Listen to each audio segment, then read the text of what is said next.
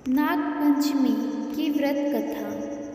नाग पंचमी पर नाग देवता की पूजा करने से आपको उत्तम लोक की प्राप्ति होती है और सर्पदंश का भय दूर होता है। नाग पंचमी का व्रत जो लोग करते हैं उनके लिए नाग पंचमी की व्रत कथा का पाठ करना अनिवार्य होता है। मान्यता है कि नाग पंचमी के दिन भविष्य पुराण में बताई गई इस कथा का पाठ करने से आपको इस लोक में उत्तम फल की प्राप्ति होती है और आपके कुल में सर्पदंश के किसी व्यक्ति की मृत्यु नहीं होती। देखिए व्रत कथा विस्तार से। सुमंतु मुनि बोले, राजन, अब मैं पंचमी कल्प का वर्णन करता हूँ। पंचमी तिथि नागों को अत्यंत प्रिय है और उन्हें आनंद देने वाली है। इस दिन नागलोक में विशिष्ट उत्सव होता है। पंचमी तिथि को जो व्यक्ति नागों को दूध से स्नान कराता है उसके कुल में वासुकी, तक्षक, कालिया, मणिभद्र, ऐरावत, धृतराष्ट्र, कर्तको और धनंजय ये सभी बड़े बड़े नाग अभय दान देते हैं। उसके कुल में सर्प का भय नहीं रहता। एक बार माता के श्राप से नागलोक जलने लग गए थे, इसलिए उस दाह की व्यथा को दूर करने के लिए पंचमी को गाय के दूध से नागों को आज भी लोग स्नान कराते हैं। इससे सर्प भय नहीं रहता। राजा ने पूछा, महाराज, नाग माता ने नागों को क्यों श्राप दिया था और फिर वे कैसे बच गए? इसका आप विस्तार पूर्वक वर्णन करें। सुमंतु मुनि ने कहा, एक बार राक्षसों और देवताओं ने मिलकर समुद्र मंथन किया।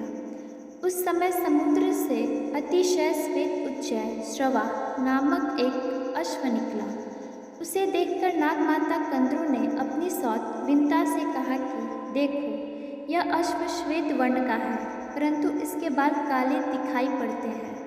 तब विंता ने कहा, ना तो ये अश्व श्वेत है, ना काला और ना लाल। यह सुनकर कंद्रू ने कहा, मेरे साथ शर्त करो कि यदि मैं इसके अश्व के बालों को कृष्ण वर्ण का दिखा दूं तो तुम मेरी दासी हो जाओगे, और यदि नहीं दिखा सकी तो मैं तुम्हारी दासी हो जाऊंगी।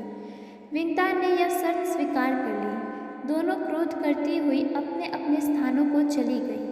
कद्रू ने अपने पुत्र नागों को बुलाकर सब वृत्तांत उन्हें सुना दिया और कहा कि पुत्रों, तुम अश्व के बाल के समान सूक्ष्म होकर उसके शरीर में लिपट जाओ, जिससे यह कृष्ण वर्ण का दिखाई देने लगे, ताकि मैं अपनी सौत विनीता को जीतकर उसको अपनी दासी बना सकूं।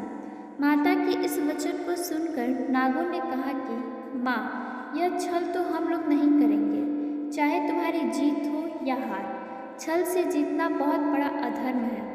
पुत्रों का यह वचन सुनकर कद्रू ने कहा, तुम लोग मेरी आज्ञा नहीं मानते हो, इसलिए मैं तुम्हें श्राप देती हूँ कि पांडवों के वंश में उत्पन्न राजा जन्मेजय का जब सर्प सत्र करेंगे तब उस यज्ञ में तुम भी अग्नि में जल जाओगे। इतना कहकर कद्रू चुप हो गई। नागगण माता का श्राप सुनकर बहुत घबराए और वासुकी को साथ में लेकर ब्रह्मा जी के पास पहुँचे तथा ब्रह्मा जी को अपना सारा वृतांत सुनाया। इस पर ब्रह्मा जी ने कहा कि वासुकी, चिंता मत करो, मेरी बात सुनो। यायावर वंश में बहुत बड़ा तपस्वी जरत्कारु नाम वाली बहन का विवाह कर देना और वह जो भी कहे उसका वचन स्वीकार करना। उससे आस्तिक नामक विख्यात पुत्र उत्पन्न होगा। वह जन्मेजय के सर्प यज्ञ को रोकेगा और तुम लोगों की रक्षा करेगा। ब्रह्मा जी के इस वचन को सुनकर नागराज वासुकी आदि अतिशय प्रसन्न हो उन्हें प्रणाम कर अपने लोक में आ गए। सुमंतु मुनि ने इस कथा को सुनकर कहा, राजन, यह यज्ञ तुम्हारे पिता राजा जन्मेजय ने किया था। यही बात श्री कृष्ण भगवान भी युधिष्ठिर से कही थी कि राजन, आज से 100 वर्ष के बाद सर्प यज्ञ होगा, जिसमें बड़े बड़े विस्तर और दुष्ट नाग नष्ट हो जाएंगे। करोड़ों नाग जब अग्नि में दग्ध होने लगेंगे तब आस्तिक नामक ब्राह्मण सर्प यज्ञ रोककर नागों की रक्षा करेगा। ब्रह्मा जी ने पंचमी के दिन वर दिया था और आस्तिक मुनि ने पंचमी को ही नागों की रक्षा की थी। अतः पंचमी तिथि नागों को बहुत प्रिय है। पंचमी के दिन नागों की पूजा कर यह प्रार्थना करनी चाहिए कि जो नाग पृथ्वी में, आकाश में, स्वर्ग में, सूर्य के किरणों में, सरोवरों में, वापी, कूप, तालाब आदि में रहते हैं, वे सब हम पर प्रसन्न हों। हम उनको बार बार नमस्कार करते हैं। इस प्रकार नागों को विसर्जित कर ब्राह्मणों को भोजन कराना चाहिए और स्वयं अपने कुटुंबियों के साथ भोजन करना चाहिए। प्रथम मीठा भोजन करना चाहिए, अनंतर अपनी अभिरुचि के अनुसार भोजन करें। इस प्रकार नियमानुसार जो पंचमी को नागों का पूजन करता है, यह श्रेष्ठ विमान में बैठकर नागलोक को जाता है और बाद में द्वापर युग में बहुत पराक्रमी, रोग रहित तथा प्रतापी राजा होता है। इसलिए घी, खीर तथा गूगल से इन नागों की पूजा करनी चाहिए।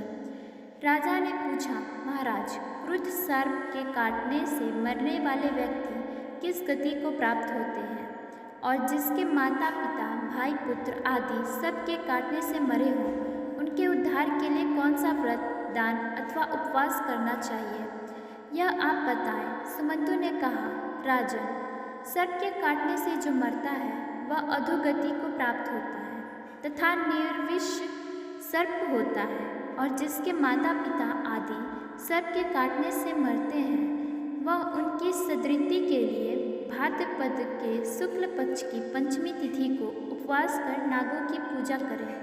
यह तिथि महापुण्या कहा गई है। इस प्रकार 12 महीने तक चतुर्थी तिथि के दिन एक बार भोजन करना चाहिए और पंचमी को व्रत कर नागों की पूजा करनी चाहिए।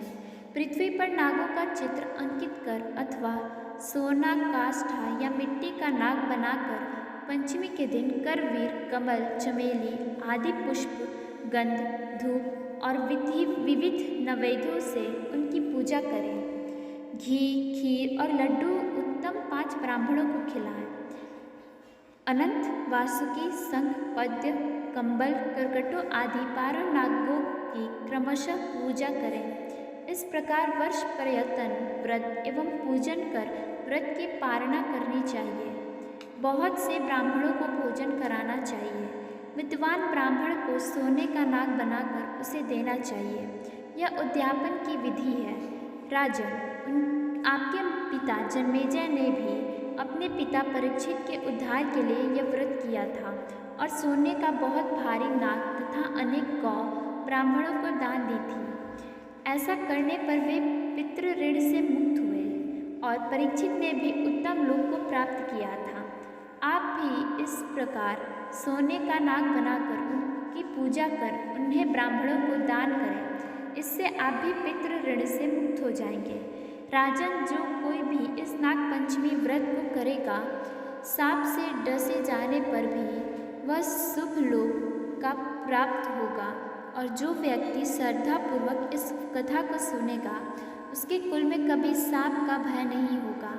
इस पंचमी व्रत के करने से उत्तम लोक की प्राप्ति होती है। राधे राधे, धन्यवाद।